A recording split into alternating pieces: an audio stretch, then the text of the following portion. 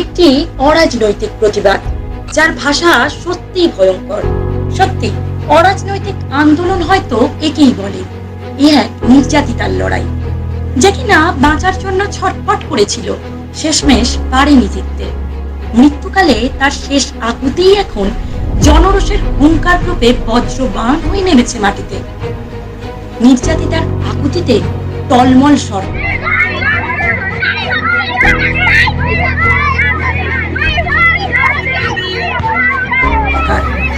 কেন্দ্র থেকে রাজ্য সকলেই সচেতন। নির্যাতিতার সেই আকুতিতে গ্রেপ্তার হয়েছে আরজি করের অধ্যক্ষ, তদন্ত চলছে।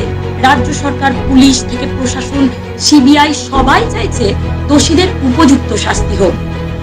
নির্যাতিতার সেই বিনয়িনীর রূপ আর জাগ্রত যেন দাঁড়ে দাঁড়ে।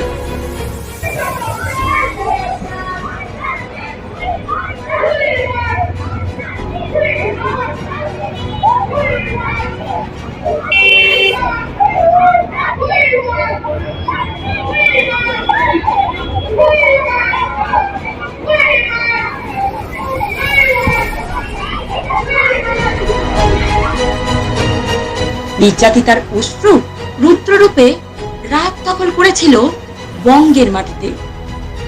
নির্যাতিতার সেই আকুতিতে ঝড় বয়ে গেছে গোটা বিশ্ব জুড়ে।